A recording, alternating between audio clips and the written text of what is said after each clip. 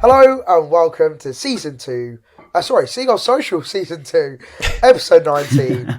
You can tell I've not been well. Stars are mean to go on.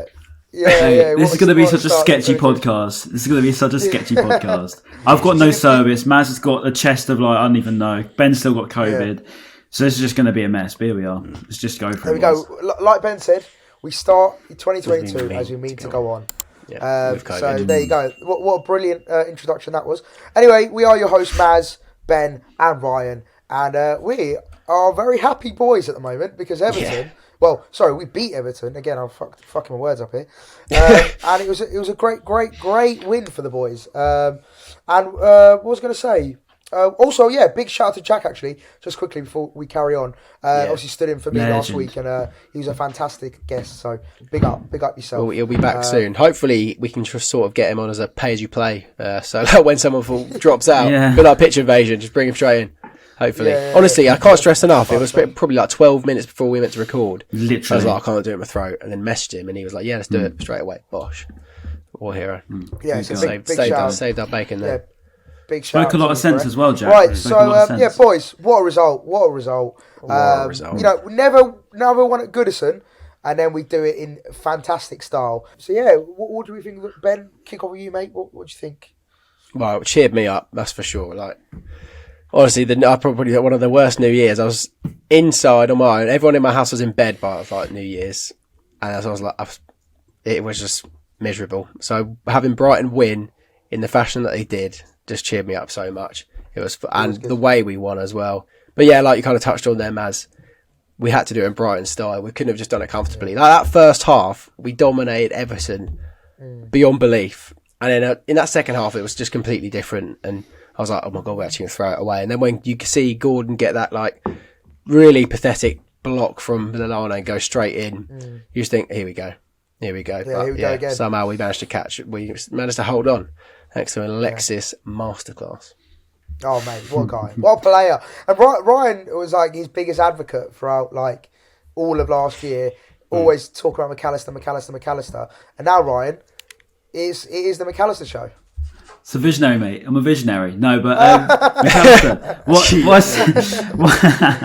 what I said on the last podcast, I said about McAllister. I was watching him from the top of the West. I was saying about how he creates space, and he's on the turn, he's very good, and he creates chances so well. And it's a sign of a world-class talent is someone that can create space. And literally, the game after that, we watch Match of the Day because for the first time in a while I actually want to watch Match of the Day. And the first thing they pick up on is McAllister's ability to create space out of nothing, and he just strolls around the pitch. He doesn't necessarily have to run or be the fastest burner. He just strolls around, he makes space for himself, and seriously, he was probably his best game in a Brighton shirt. I say probably, definitely his best game in a Brighton shirt.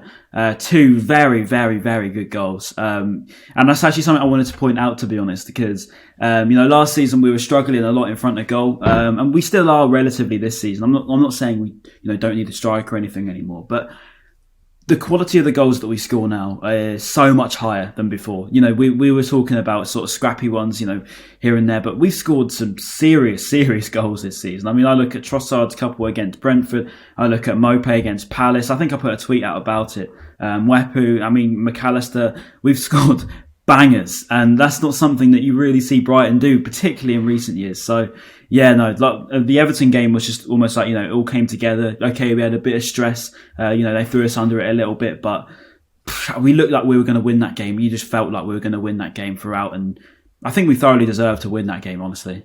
Shock, Ryan dipped out. But we're on a new Wi-Fi. Hang on. Can I just say, I'm not actually even at home or up in the Midlands. I'm just literally at my auntie's house. So people can stop giving me stick for my Wi-Fi. I'm actually at my auntie's house, alright? So we're not even I don't even know. My luck. Jeez. My luck.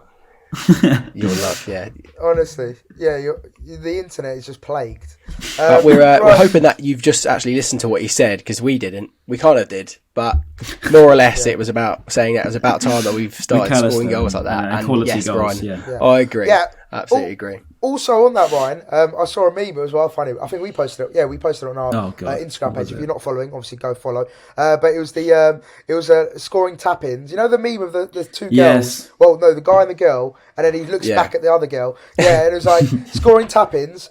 and it's scoring tiki-taka and absolute worldies. And it's so true. Like the quality of our goals recently have just been like unreal. But I think we still got to talk about, like, we do our inability to score the tap-ins or the easy goals, so to speak. I think we still need to. I think that's Dan Burns was an anomaly, because I know people say Dan Burns scored a tap-in. That's an anomaly, right? One, Dan Burns doesn't score headers. When do we ever score a corner as well, by the way? Two, can I just say that? When do we never score score corners. Yeah. It's mad, because in the previous episode I was saying how frustrating it is when we concede all the time, but actually scoring from one, thank God for that. Jesus. Yeah. And also as well, I think we need to definitely nail that down, because it's great. Obviously we're getting the results at the moment and we're scoring goals, but at the same time, could that become a long-term issue, like not scoring the simple goals, the easy ones? Even Lionel nearly scored, Maz. Did you see him? Yeah, he had a shot, and it was a good save from Pickford, wasn't it? Yeah. Immediately, people messaged our Instagram saying, "I know, Lionel scored." I was like, we saw I was like, listen, one shot does not get away from all his other horror shots. That was funny. So let's talk about the first goal then. Obviously, to set things off. Well, class Alexis Potterball at his finest. Mate. The build-up play was Potterball. One word, mate. Was brilliant. It was like one-touch football. That one first-time ball. No one's really spoken about the cross from Veltman enough. That was like a first-time cross, and then the way Conley kind of like takes away the power. Yeah, he like softens, cushions it so well, and then, obviously a really, really good finish from Alexis, because some strikers or attackers might just belt that, but he knew that the keeper was going to come out and just like tuck it underneath it. And brilliant. And the knee slide as well. 10 out of 10 celebration. Brilliant. He loves his celebrations are always amazing. Alexis. He's always like. He literally celebrates like Messi as well. He does, doesn't he? He even looks like Messi when he celebrates. I thought that when he did it. He's so close to Messi. It's a joke. It's so weird. I don't know. He must play up to it. He must play up to it. He has to. There's no way he grows that beard out. He must know he looks like Messi. I'm just not being funny. And the celebrations, we got sort of goes like that. We've got the Messi regen, boys. It's the Messi you actually region. have. We actually Messi have. Regen. But before we go on to sort of the Potterball, which by the way I think is. In fact, no, I'll go on to the Potterball first, because I think the first goal was better than the second, and the third even for Mac Allister. I think that goal, I think even Mac Allister said it, the fact that it was probably the best team goal that I've seen us score probably since Stoke away, back in the first season. It was seriously very, very good. Everyone was up there with that Leeds goal as well.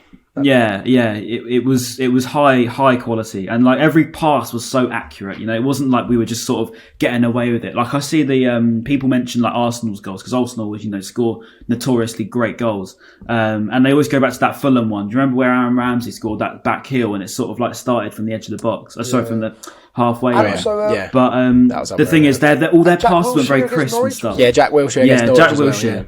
But none of the passes were as crisp as this. Like all of it was just accurate. Every single time it was perfect. And Mac Allister was at the heart of it. He really did create the whole chance for himself. And it was just I don't even know.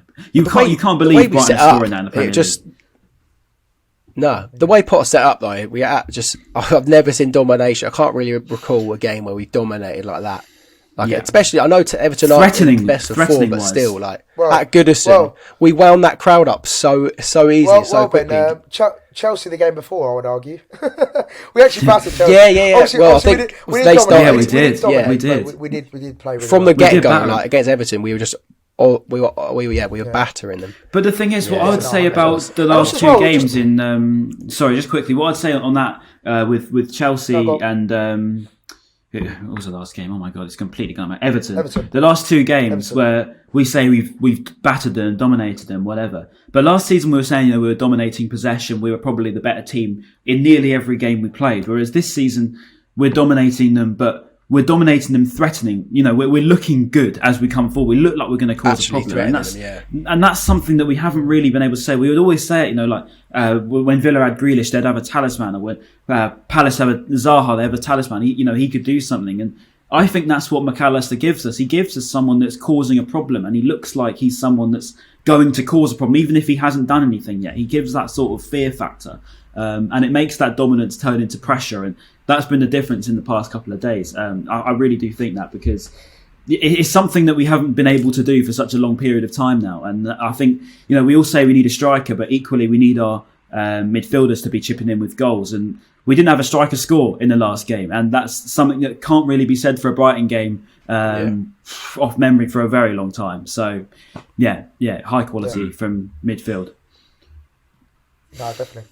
And just a quick shout out to Veltman as well. I thought he deputised, because a lot of people were talking about Lamptey, he's not starting, blah, blah, blah. But I thought Veltman deputised really well.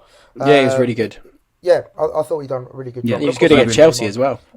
Yeah. He was, because he kind of, I don't want to say fell off is a bit harsh, but he kind of did have a bit of dip out of form, didn't he? And then people West kind of Ham, getting up. Yeah. Like, he was poor at West Ham, wasn't he? And it's good to see he's finally kind of coming back. Yeah, for sure. sure. Big shout out to him. And then Dan Burn, best centre back in the world at the moment. Tell me I'm wrong. Yeah. Tell me I'm wrong, Dan Burn. Dan Burn, I'll tell you what, right? Big shoes to fill for Lewis Dunk. Wow. Yeah, but we've given him stick. All of us have given him stick. Brighton fans in general have given Dan Burn stick. But genuinely, he's been colossal. He's been really, really good, and he's been composed in everything he's done as well. He's looked, I don't even know, just an adequate replacement for Lewis Dunk. And I don't think we could have ever thought that for Dan Burn. Oh, God, have I dipped out? Never. Have I dipped out? Never. Oh, we're in? No. No, you're good. No, we're still in. But he's got PTSD. I just stick them out because I can't see you, so I'm just like, oh God, have I gone again? But no, we I don't even know. Dan Burn, the GOAT. What a man he's been recently. Yeah. He's been great. And also, I've always been not a harsh critic, but I think I say this pretty much like every other week. But I've always stood by it. Like he's never been a left wing back. He's always been a centre back. No, and when he plays centre back, he puts in good performances. So we know he can do a job. And I think how much are we signing for? Like 1.5 million, or if that, or something. Not maybe. much. Yeah. I think it might be 3. Was it 3.2 or something like that? Something like that. Yeah, something like that. Anyway, it was very, very like in today's market, pennies. It was nothing. It was a drop in the ocean. So for that kind of money, for him to put in these kind of performances recently, it's been great. So and a good little finish to the back post. I thought, some people, sometimes, especially with how you said, Ben, his heading's not exactly the best. So the fact even like if he had missed that, then. Yeah, I mean, we say it, but they're the sort of chances we would have missed last season. They're not easy chances. Would have gone over the bar. It would have gone over the bar. We can say, it's a tap in, but I'm not being funny. Put me in that situation. I'm either missing the ball completely or I'm putting over the bar. I'm not scoring that. So I can't go. That as well. But I just think these sort of easy chances are always the hardest to score. Because I think I mentioned on the last podcast about why I want Nketiah, because he's able to finish those sort of easier chances. But Dan Burn finishing that away like a top class centre half, like a top class centre forward. He finished it very easily, and it made it look easier than it probably was. And that corner, do you reckon that was the idea? Because nowadays you always see, and it's not just Brighton, no one ever beats the first man. But I think we've done it a couple of times in that match where we tried to go from Wepu, who was literally one of our first men, and then that flick on just creates so much danger because it puts so much more speed on the ball, changes direction, and then if our defenders are alert to it like Dan Burn was, then you're in a good chance. I don't know if that was on purpose, but it worked so well. A little flick on just made everyone panic, and he was so free at the back. Like you could also argue it was horrendous defending, but it was a great defending. It was a great defending. Everton were poor. Yeah. And then obviously the penalty as well, boys. You got obviously finally a bit of luck. I think you mentioned it, Ryan. A bit of luck was on our side finally. It was nice just to sort of have that on our side, because obviously it was a bad penalty, wasn't it? Like it was. Well, no, it's stupid for Wepu to give away though. In the first place, that was really dumb. Literally, just ran straight into him, didn't get any of the ball, and just shoved him off. Like on any other area of the pitch, like you could argue maybe it would get away with it not being a free kick, but in the penalty box you can't do that. And that was very stupid for it was silly. It was a penalty. I thought straight away. It was soft, but it was a penalty. Definitely it's in the modern day, it's a penalty. I think probably in the Championship you maybe get away with it, but 100%. Not in the Premier League. But what I was meaning about the luck, I think Gordon went down quite easily though, didn't he? As well. Yeah, he made a meal of it. But as you probably would, if you get shoved in the box, you're going to try and get a penalty out of it. What I was going to say about Calvert-Lewin. He always scores against us, always. It's always him or Richarlison. And I thought if Dominic Calvert-Lewin's missing penalties against us, which we would never imagine over the past 4 or 5 years. If you're a Brighton fan, you have living PTSD of Calvert-Lewin and Richarlison. They've always haunted us throughout every game I can even think of. So Calvert-Lewin missing the penalty instantly said to me, right, could this actually be our day? You know, we're 2-0 up for a start, and Calvert-Lewin missed the penalty.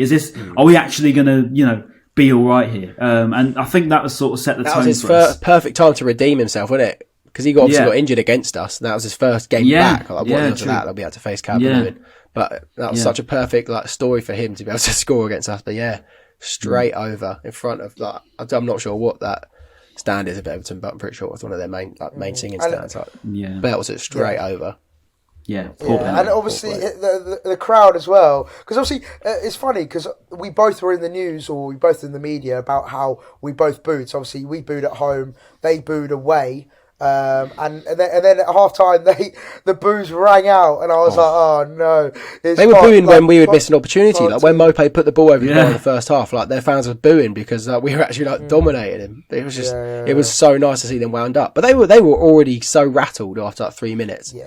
I think there's any excuse to get Rafa out. I think they're just jumping on it, aren't they? Exactly. I think that I sympathise with Everton fans in the fact that bringing in Rafa Benitez was the most ridiculous thing they could have done. Why would you bring in your rival's legends manager into the club? I mean, you're instantly asking for backlash like that. So I can sympathise with that. But I think at the same time, You've got to get to a point where you've just got to move on with it and accept it because he's there. He's got to do the job, and you've got to back him while he's there. But they backed him when they were on a good run.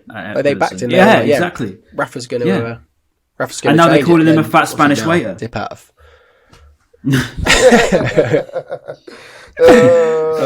Mate, how football changes so quickly, it's brilliant, isn't it? Yeah, that's the thing. It's very fickle, isn't it? It's very fickle. That's the beauty of the sport. That's the beauty of it. But then obviously second half, the tide changed a little bit, didn't it? You know, we were still the better team, definitely. I thought. However, we had a couple of little rocky moments. Yeah, that first 15 minutes of the second half was tough to watch. Yeah. If it wasn't for Dan Burn-Veltman, I think they made some unbelievable blocks there, didn't they? And some incredible defending managed to keep us in the game at that point because they were banging on the door to get that equaliser. I'm surprised they didn't really. I thought it was going to come. Definitely. And Gordon was causing us problems, wasn't he? Pretty much the whole way through second half. Yeah, mate. Gordon looked a good little player. To be fair, I really like the look of him. He's very what's the word? What is it? Raw. Wily, where you're like very squirmy, very squirmy. Like he's very, he sort of glides past, and he's a great dribbler as well. To be fair to him, my brother was like he looks like he's just literally looks like a scouser, doesn't he? So if you had to draw or get a photo of the scouser, that's literally Gordon. Anthony Gordon. He looks so like he does. But the Lallana block definitely could have had a bit more conviction behind it. It's sort of like, it looks a bit, when you sort of put half a leg out to sort of just try it. It was even Sanchez wasn't he? Sanchez was literally banging on the floor like, you fucking idiot. And I was fuming at him. I always back Lallana, but he had a poor game, I thought, second half particularly. I thought first half he was pretty good. Most stuff that's coming forward was through him, but second half, I thought he was right off it. He had a bit, probably one of his poorest games for us. Because I know there's big Lallana hate brigade, which I still don't understand, but I think second half they probably would have had more of a reason for it. But I don't get it either. It's weird. Yeah. No, it was very strange, and obviously that brought them back into it. So it made that obviously 2-1, and But then again, we played some fantastic football, and of course that Mac Allister goal was just pure perfection. Smack. Mate, that little touch from Mwepu. Jesus. That Mwepu little touch. Even the pass into Mwepu was brilliant. Was it Cucurella, wasn't it? And just before that, I swear, it was Mope had a chance. Trossard, that's it. Mope had a chance. We kept it alive, which is something that we don't normally do. We kept the chance alive. Because of Dan Burn. Yeah, because of Dan Burn. He beat, I think it was Calvert-Lewin off the ball. He rescued that and puts it out to Cucurella and then Trossard, I think. That goal would have happened if it weren't for Dan Burn. But he stuck his leg out there and managed to win back the ball. And thank God Dan Burn was great finish. I mean, probably one of the best finishes I've seen us scoring. It was so well struck. I mean, as I said, a backflip off Mwepu and Mac Allister. The fact it was Alexis, I love the fact it was Alexis because obviously I've been bigging him up for so long now. Straight to the away boys as well. Yeah, Ran straight to the away fans. Great knee slide. Oh, it's just brilliant, beautiful goal. Yeah. Oh, Lionel Messi. Mate, I wish I was in that away end for that. Yeah, so do I. Oh, mate, I actually love that bloke so much. I was dog sitting. Yeah, I know you just said the Mwepu flick. The were you? Yeah. The Mwepu flick. Like, the ball gets drilled into him by Trossard, and literally just like takes the weight off the ball so easily with that little back heel flick thing. I have no idea how he done it, whether he meant it or not. You could argue that it probably looked like a poor touch, but I think he definitely didn't mean it. But no, if I had the ball drilled into me like that would have been my poor touch, and it somehow would have made its way to legs. Yeah. His the ability to be able to do that that was fucking fantastic. Fantastic goal. Half volley, Pickford nowhere near it. Yeah, what a goal! Unbelievable scenes, Jeffrey. And then, unbelievable tuckers. And then he gave it the old like fucking yeah. But notice how again for that goal, Alexis Mac Allister was in his own little pocket of space with no one around him within 5 yards of his little radius, because that's what he does. He just goes unnoticed. No one sees him. He just drifts onto the edge of the box. And luckily this time he smacked it right in the top corner. But that's probably my favourite attribute in Alexis Mac Allister. Perfect. Fantastic. And then Mwepu, like, he made such great space on that right hand side to just get brilliant. the ball from. Yeah, great space there. And what's that? I think is that 3 assists for Mwepu in 2 games. Yeah. I believe. Yeah, I think he's got 3 and 2, 3 and 3, something like that. Yeah, he's on a roll. Yeah, 3 and 3, I think. 3 and 3. I'm not sure if he got one against Chelsea. No, Cucurella got Chelsea. Okay. Yeah, he got Trossard against Brentford. Yeah, he's on a roll though. He's on a roll, and this is what we've wanted to see. The Zambian poet is buzzing. Have you boys seen the Zambian poet video? No. I think so. Did you post it on Seagulls Social? I've retweeted on Seagulls Social, yeah. Yeah. It was basically this Zambian guy who's he just made a poem about Mwepu. It's quality. Oh, really? Watch it afterwards, right? I haven't seen it. And if you haven't, just go on Seagulls Social Twitter. We retweeted it, yeah. Yeah. It's close. Get on there. And then 3-2. It was, to be fair, was it 3 minutes later from when we scored? Yeah. Mate, typical. We fell asleep. And Alexis was one of the people that fell asleep. And so frustrating to give that goal straight away. Because I thought, here we go, relaxing like last 20 minutes or so, but no. Typical Brighton style. Make it stressful for us. Yeah, lovely. Good finish from Gordon, though, to be fair to him, but just... It was so easy, wasn't it? Yeah, it was so easy. Finish. I mean, it was a good finish, don't get me wrong. And considering the lad's only 20, I mean, he made it look really easy. But yeah, it was poor defending. I mean, I think it was Basuma on him, and he just made it look so easy. Just literally glided through an entire defence, just in the box, and finished it very well, to be fair to him. But yeah, I mean, after that went in, you are thinking, if they do get back into it, it's going to be now. And luckily for us, we did grind it out, because I think I put on a tweet at the time saying, this is a test of character now, probably more so than the late goals we've been scoring recently. To grind out a 3-2 away from home at Everton, where we've never won in our history, especially when we've been put under it. We did very well to hold on to that, and hopefully, as you say, a great start to the new year. So hopefully now it's a bit of something to take away from it, because it's not a classic vintage Brighton performance under Graham Potter at all. It's something that hopefully is a bit of a change into the new year. I'd like to hope. Or scoring 3 goals for one. Yeah. It's the first time we scored 3 goals this season. Exactly. So, exactly. That's always a good little thing to take into it. And then what a way to start off 2022. As Ben said, first time in the season we scored 3 goals, and our first win at Goodison Park ever. Which record breakers. So sweet. Back-to-back weeks, weren't we? Stamford Bridge and now Goodison. Yeah. So sweet.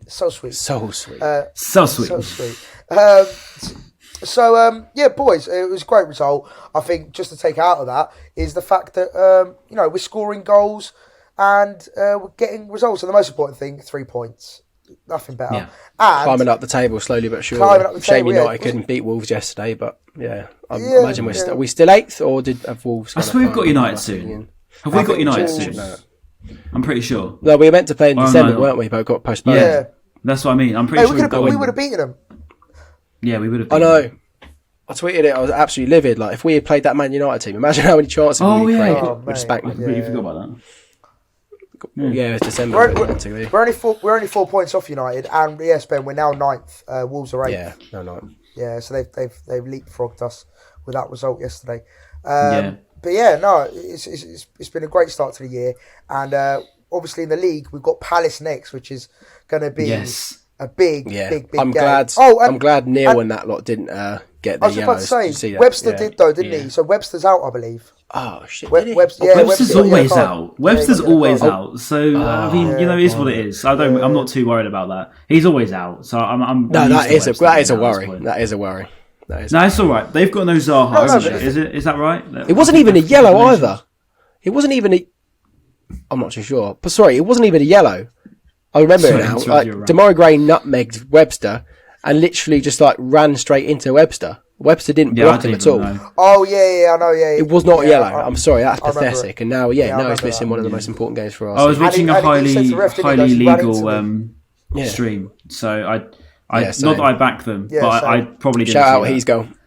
Shout out He's Goal. You want to get us suspended, mate? I've got a really good. We're going to prison. They have no evidence, mate. Boys, I've got a really good website. I'll let you know. I'll let you know after. It's really good. I think I know what you're on about. Link you up. I mean, I think it's quite a well-known one, but basically they got banned and then they're back with a vengeance. Right. Anyway, moving on. I saw the highlights were on Pornhub. Sorry. I don't know what you said, mate. Calls on Pornhub. I said I saw the highlights were on Pornhub, but we'll get past that. I actually hate you so much. I actually wish you didn't say that. I don't really like you very much. Cutting that out, it's all right. Next up, boys, we've got to talk about Dan Ashworth potentially leaving to Newcastle. Now, this has been a get him gone. He's useless anyway. It's been a bit of an ongoing saga, hasn't it? Really. Yeah. I say ongoing for the last couple of weeks or so, and it's all very much sort of will he, won't he? It's down to him apparently. The ball's in his court. Whether he wants to go. Yeah. So first of all, Ryan, let's start off. How much of an impact do you think it would be losing Dan Ashworth? As we all know, he's very, very pivotal to the club. Do you think it will have a big long-term effect of losing him if he does go? Yeah, I think so. I mean, I don't think... I don't understand the people that slate him. I really don't understand the people that slate him because there is a small group of fans on Twitter that slate Dan Ashworth and they slate Tony Bloom. I've seen Tony Bloom outers and I've also seen the Dan Ashworth outers for signing Welbeck and Lallana, which, by the way, is the worst argument you could possibly come up with. So if you want to slate Ashworth, at least get something else other than Lallana and Welbeck because it's rubbish. It's seriously, it's a lousy, it's an uneducated opinion that you can't honestly believe because if you think that, then you don't know anything about football. I'm just here to say that to you. But yeah, I think in terms of Welbeck, I think it would be a massive miss if we were to lose him. It would really, really cause us problems. I don't know my directors of football, so I don't know who would replace him. But equally, I don't know whether he's actually a technical, going or not. Technical director here, isn't he? Technical director of football. He'd be director of football at football at Newcastle. So I guess it's a very similar model. It's a very similar model. So I don't know. I don't know who would replace him. Is my main point. But yeah, I think what he's done for us has been fantastic. He signs very, very good players that you would not, even think about looking at. Tariq Lamptey came out of the Chelsea academy out of nowhere, and look at how good he's been for us. I think the list can go on in terms of youth talent that he signed and eventually coming through. Even Raider Kadra's now tearing it up at Blackburn. But yeah, I think overall he's been very good. He's one of the main reasons as to why the club has overperformed so much in the last couple of years. I mean, you look at us under Chris Hughton, the whole philosophy, the whole model was completely different. And I always say on every podcast that 2019 was the point where the club changed and we tried to take a different approach. We got Dan Ashworth in, and obviously to fit him, we got Graham Potter. They complement each other very well. Tony Bloom obviously knows what he's doing, and Paul Barber equally the same. Whether you agree with Barber's antics or not, he's very, very good at what he does, and that's creating this football club into what's going to be a better football club. And I think Ashworth's a massive part of that. And I think if we do lose him, we'll be in trouble. I think we'll really, really struggle. I don't think you're going to find someone as clever as him that easily, because that's why Newcastle want him. Newcastle are the richest club in the league, and that's why they want him, because they know that he's one of the best in the game. And Newcastle will only be looking at the best in the game now with the sort of money they're on. So, he'll be a massive, massive miss, and I really hope that for our sake he doesn't go. Tripling his wages and something like that, aren't they, as well? Which is tough to turn down. That's the only issue. Exactly. It's a real tough decision for him. Like I would be hurt and I'll be disappointed if he does go because I wouldn't blame him. I wouldn't blame him. But yeah, like I said, he wouldn't blame him. The money would be crazy. Exactly. It would literally be like playing Football Manager in real life. Like imagine the money you've suddenly got so much cash to spend at a sleeping giant. It's kind of like the dream job for someone of that role. So it's a project like I can imagine Dan Ashworth seeing that as like a very exciting project, with all the money available, with all the, like you said, a huge club, huge history, and it's a very enticing job, isn't it? Especially with the money. Who wouldn't want that? However, who wouldn't want that at his level of game? Exactly, who wouldn't want that job? Exactly. No, 100%. And just to reiterate Ryan's point, I think what he brings to Brighton is huge. Like just behind the scenes, the organisation, the recruitment. Since 2018, since he's been at the club, I think we've seen we've come up in leaps and bounds, and I think he's been a huge part of that, alongside Tony Bloom, obviously. So I think he'll be a huge miss. I think the whole club model of reporting to as well has changed too. So you've got Ashworth, you've got Bloom. Not Bloom. Bloom was going to be naturally above, but you've got Ashworth, Barber, and Potter in these decisions. I mean, you've got three of the best in the game. I mean, could you imagine the discussions that these guys have around the table? I mean, I'm not being funny, but they blow your head off. They blow your head into bits. The knowledge and the decisions that they have to make. So they are probably, in terms of football business wise, football is a business as much as people love to say. We're fans. Football's a business, and Dan Ashworth is one of the biggest figures in that, and that's exactly why Newcastle want him. And if he goes, as you say, could you imagine you're working your job and you get offered triple your wages, and one of the biggest clubs in the world, you're going to naturally be enticed by that. I wouldn't blame him. It's not like when we had Colin projects, aren't they? What we've got going on here. Yeah, exactly. They are opposite projects. It's just whether he has any loyalty to Bloom and whether he respects that relationship, so wants to continue it, or will the money be too good for him to turn down? I would not blame him on either way he chooses to go, to be honest. Yeah. Apparently, it's the reported figure, according to the Brighton Hove Independent, is $2 million a year. Apparently, which is $2 million a year. Tell me you're saying no to $2 million a year, please. You're lying. You're lying. $2 million a year. I'm taking that tomorrow. That's what it's been. That's what it's been said by the Brighton Hove Independent. Apparently, so $2 million a year. I very much doubt he's going to be able to turn that down. And so we'll see. But fingers crossed. Like I would personally love for him to stay. I think he's been brilliant, and he will continue to be brilliant. But I think we're probably going to admit that with Newcastle's now endless pot of money and resources and project, the sort of vision they've got, it's going to be hard to turn down, isn't it? And maybe it might force Bloom's hand. I might be talking about my arse. Sorry, quickly, Ryan. Maybe it might force Bloom's hand, and he might go, well, let's give me some more money for Brighton. Let's kind of really go for it now, because let's build on this amazing form that we've built.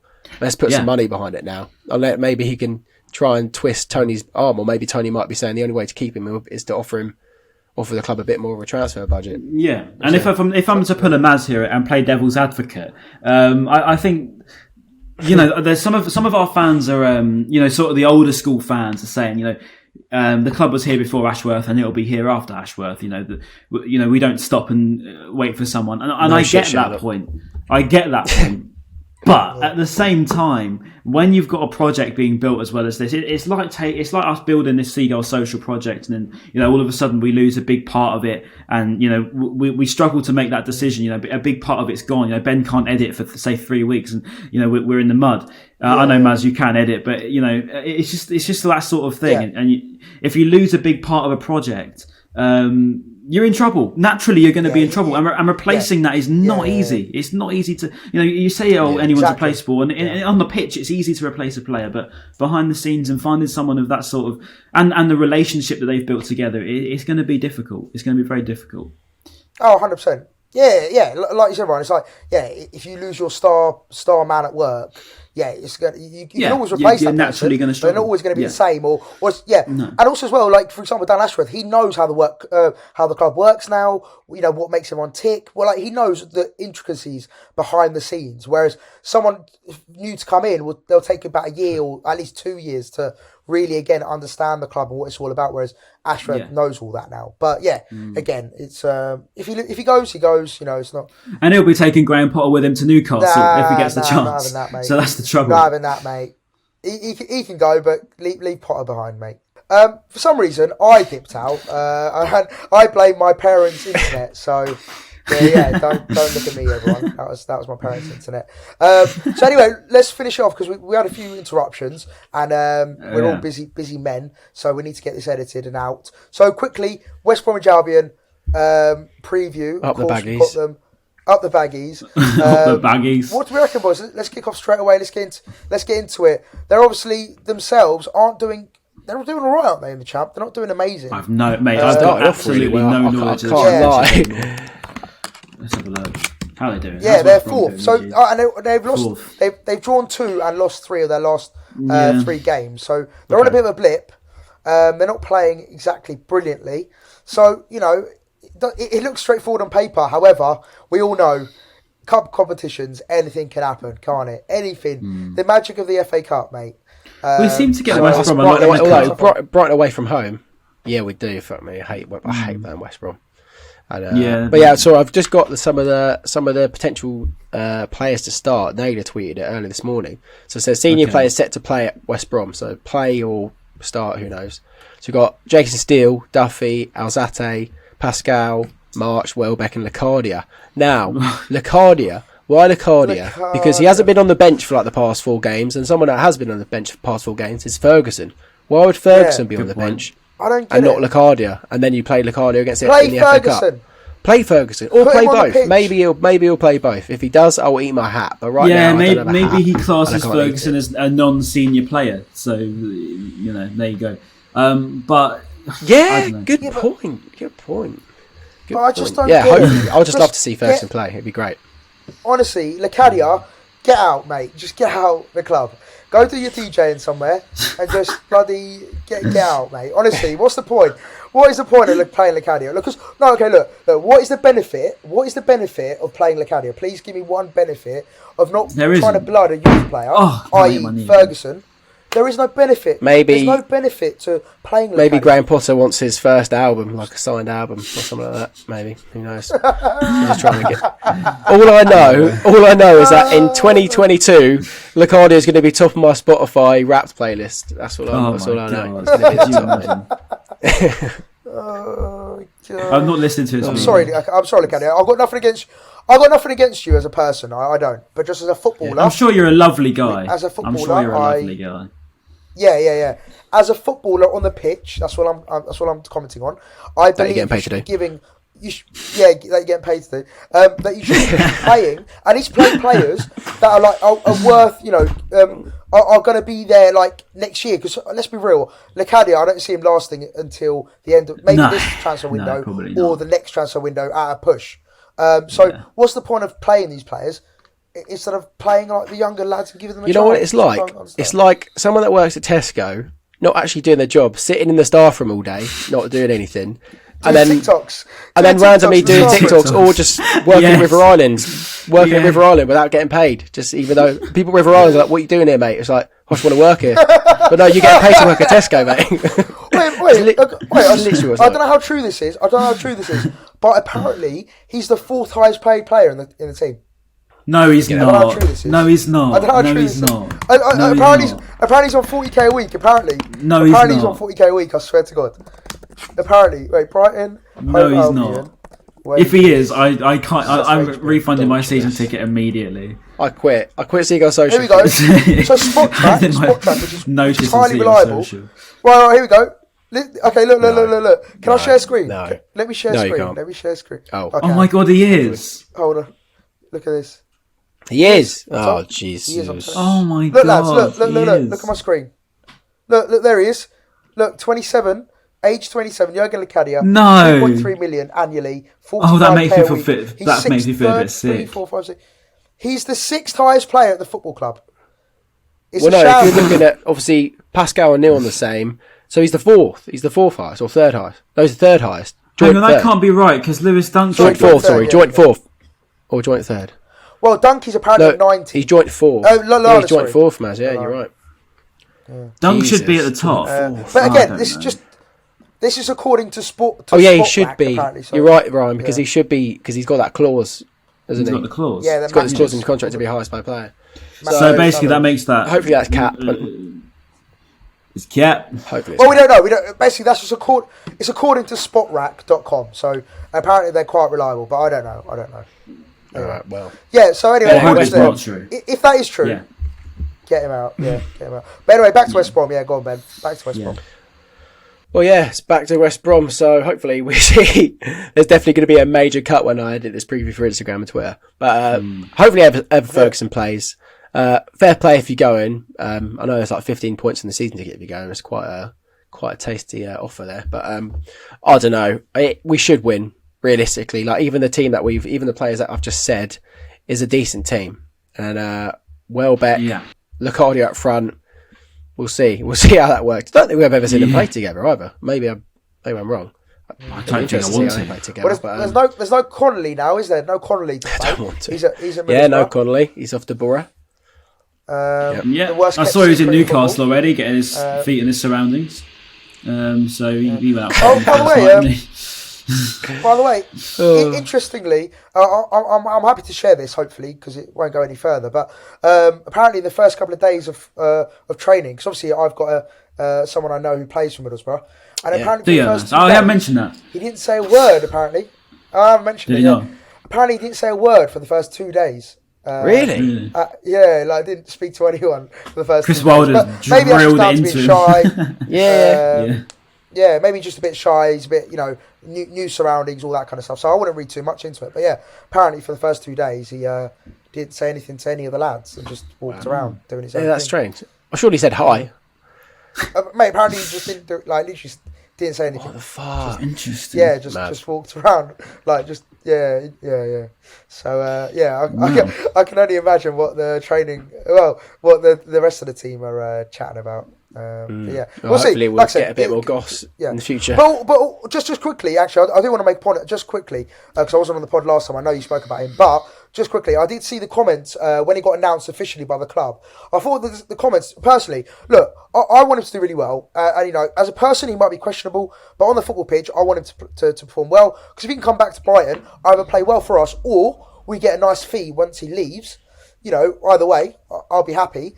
However, I thought that some of the comments and replies were a bit disgusting, to be honest. Like how good riddance, and what shambles of a man, blah blah blah. I just thought it was a bit unneeded. I get it. I think it's just built up frustration over the past 2 years.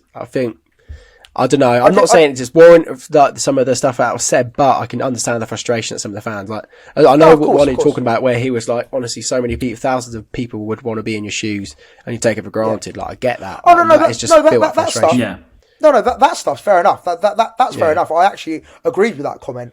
It's like some of the other stuff, I don't know, tears in my eyes. Connolly's finally gone. Good riddance, and all that kind of stuff. At least support. He's still part of our club. At least support him. It is funny. It is funny. But at the same time, I love some of the terminology that people use. Sorry, I was trying to. It's such football Twitter terminology. Football Twitter makes me laugh so much. It's so dumb, but it does make me laugh. But no. It's so dumb. That's why I love it. Basically, the moral of the story for me personally is I know he's a very questionable character as a person, and but if he can sort out his attitude and perform on the pitch, let's support him. Considering he's a Brighton player, that's what I'm saying. We'll see. I back that. Of course, we want him to do well. Love to see him do well. Yeah. If he doesn't, basically, if he still fucks up from now till the end of the season, he's still an absolute bellend. Then get him out the club, simple as that. But if he changes his ways, take him back with open arms. I just love. Can I just say getting little weekly updates?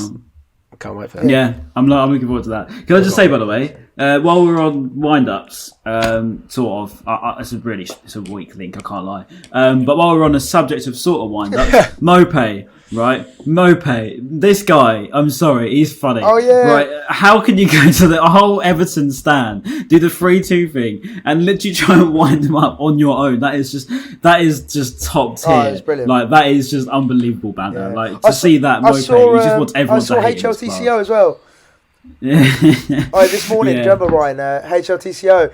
He was like, "Oh, I love the best thing in football is the shithousery and the ball pissing." Boiler pissing, piss boiling, whatever it was. Anyway, wherever it was, and he was like, "Oh yeah, like it's so good to see." And then the next sentence was like, "I hate every Brighton player." I was like, "What?" Yeah, and he said that Mope's rancid as well. Like what? Even though literally like 2 days ago he also said that he liked Alexis Mac Allister. So I don't really see that. Wasn't it? Pretty sure it was Alexis Mac Allister. He said that he enjoys. Yeah. Bit wild. Anyway, we need to do the predictions for West Brom just so we can snap that back. So. Go on, Ryan. You go. Go on, Ryan. Unless you know Maz, then you give your shout. Yeah, I'm going 2-0 Brighton. 2-0 Brighton. Okay. I'm gonna even give you scorers. I'm gonna give you Lecardia Brace. Lecardia Brace. Yeah. I tell you what. Lecardia scores a brace. Could be this, couldn't it? If Lecardia scores a brace, then I don't even know. I don't know. I actually don't know.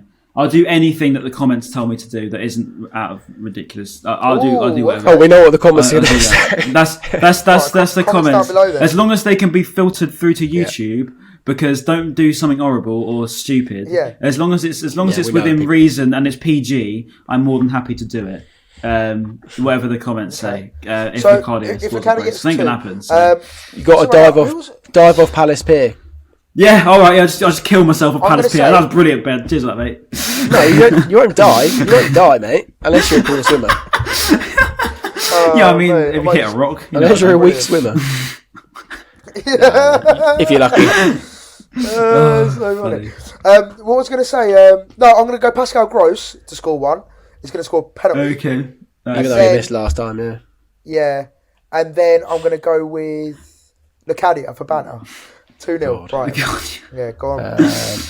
You know what? I think it'll be comfortable as well. Don't want this to bite me nose, but I'll do. Yeah, I'll probably say 2-0 as well. I don't know the goal scorer, so Ryan, you say your prediction. The thing is, I could say something crazy because if we lose, I'm not really too bothered. Like if West Brom fans are going to be like, oh, look at this team, look at these guys saying this, and then they start clipping me up and making me a meme. I don't really care because I don't really care how we do against West Brom. So if we go out of the cup, this is what it is. We'll just get Europe anyway. So it is what it is. So let's say 3-0. Let's smack them. Because if I can wind up West Brom fans, that means I've got Tom Garrett on me. And if I've got Tom Garrett on me, that's easy views. So let's hope that we beat them. And also, Tom Garrett. Remember when we last played on Hawthorn, the stress of that match. Remember? Yeah. The stress of last time when Danny Welbeck missed a pen, Gross missed a pen. Oh my God, I forgot about that. Didn't go in. That did go in. Yeah. We need to spank them, silly. We need to spank them. Also as well, just quickly, Cardiff, who are languishing in 20th place in the Championship and haven't won in a long time, they drew against them 1-0, and West Brom had 2 red cards last game. So okay, so they're there for the taking. Well, they should be anyway. They're Championship. Yeah. We're top 10 Premier League, so we should be beating them quite comfortably, right? Yeah.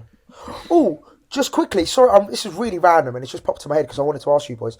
Basuma, has he been called up by Marley or is he not? I'm very confused on the matter. I think he's going if he gets don't it. They? Yeah. Well, no, I think it's the whole thing with the manager, isn't it? Apparently he doesn't get on with the manager, so he never likes playing for Marley and hasn't played for them for a while, but he might be going. The commentators seem to keep saying that was his last game against Everton. But surely we should know by now because the AFCON's next week or very soon. I think he is going. I think he's going, which will be a shame. Right. I really hope he doesn't. To be fair, he's been very, very, very good recently. Really, very good. I mean, he's been playing his best football again. It's like the beginning of the season. He's been running it completely. Genuinely, some of his stats. I looked at some of his stats, his heat maps and his tackles and all that sort of stuff. He's up there, one of the best midfielders in the league, and that's not even a joke. I mean, some of his stats are just they're just ridiculous. They're out of this world. On that. Go on. On that, Ryan, I saw some guy tweet. Basically, I think Albion Analytics did a Basuma sort of tweet. Like how he does all the stats and stuff.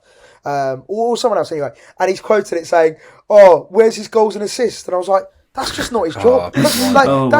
People that say goals and assists about football, I just can't be bothered. Yeah, I turn off. Yeah, I but turn it's off. like I that's mean, not he's not there. He's not there to do that. He's there No, to keep no. the team ticking, to make the tackles, to break up play. He's not there to That's not his job. It's not his job. it's like when people slate Mope. I've and got to they say go. he didn't score. Lads, It's so like, we well, got to doesn't wrap it matter. up, unfortunately. Yeah, good point, boys. Good point. Right, Okay, let's wrap it let's up. finish. Right, I need to shout out my mum. I need to shout out my mum because she's been in comments down below. isolation for the past 2 weeks. So shout out my mum because she's been in isolation. All right, can't wait for my shout out. Ben, I don't really care. So yeah, shout out mum. Big up.